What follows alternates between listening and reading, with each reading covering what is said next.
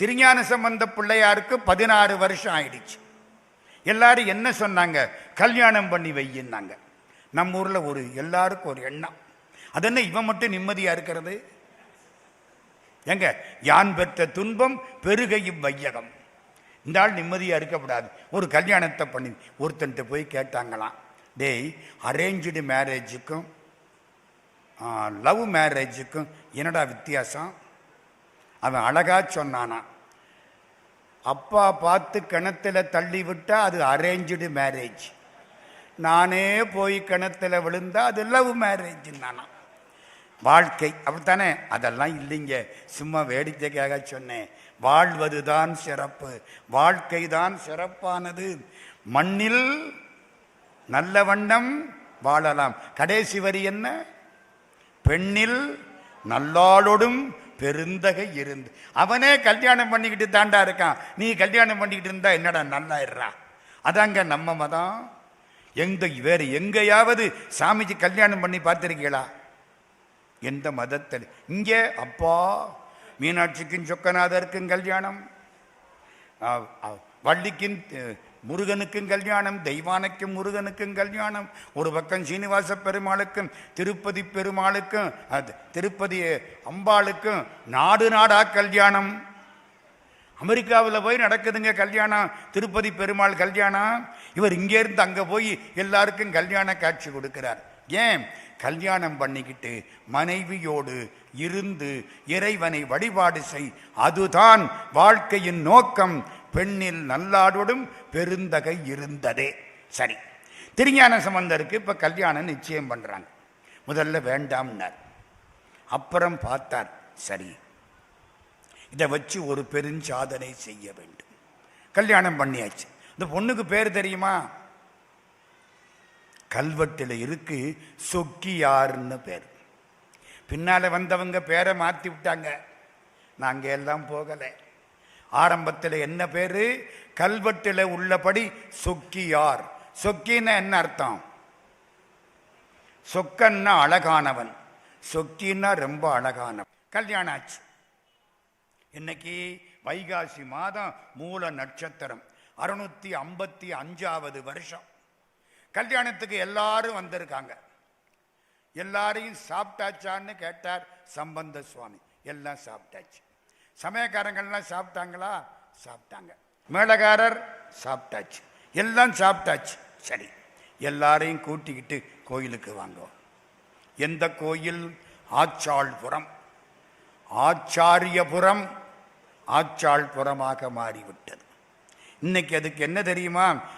இலக்கியத்தில் பேர் அதுக்கு தக்கிருந்தீர் என்று தாளால் அரக்கனை உக்கிருந்தொல்க உயர்வரை கீழிட்டு நக்கிருந்தீர் இன்று நல்லூர் பெருமணம் புக்கிருந்தீர் எமை போக்கருளீரே. நல்லூர் பெருமணம், திருநல்லூர் பெருமணம் அப்படின்னு பேர். சீர்காழியிலிருந்து கொஞ்ச தூரம், ஆச்சாள்புரம் திருநல்லூர் பெருமணம். கல்யாணம் முடிஞ்சது. எல்லாரையும் கூட்டிக்கிட்டு கோயில் வாசலுக்கு போயிட்டார். எல்லாம் நிற்கிறாங்க. நான் சொல்ற பாட்டை எல்லாரும் கேளுங்கள். காதலாகி கசிந்து கண்ணீர் மல்கி, இதெல்லாம் 3ஆம் திருமுறை, மறந்துடாதீங்க. நான் சொல்ற பாட்டெல்லாம் 3ஆம் திருமுறை. காதலாகி கசிந்து கண்ணீர் மல்கி ஓதுவார் தமை நன்னெறி குய்ப்பது வேதம் 4னும் மெய்ப்பொருளாவது நாதன் நாமம் நம சிவாயவே. என்ன சார் இதுவரைக்கு இதை சொல்லலை, இப்போ நமசிவாயன்னு சொல்லிவிட்டார். உபதேசம் அன்னைக்கு என்ன சொன்னார்? 5 எழுத்துமேன்ட்டு விட்டுட்டார். இப்போ பேரையே சொல்றார். நந்தி நாமம், கடைசி பாட்டு. நந்தி நாமம் நமசிவாயனு எனும் சந்தையால் தமிழ் ஞான சம்பந்தன் சொல் சிந்தையால் மகிழ்ந்தேத்த வல்லாரெல்லாம் பந்த பாசம் அறுக்க வல்லார்களே. இந்த பாட்டை யார் ஒருவர் மனசினாலே ஈடுபட்டு பாடுகிறாரோ அவருக்கு பந்த பாசம் அற்று போய்விடும். பாடி முடிச்சாரா? 11 பாட்டு பாடி முடிக்கிறார்.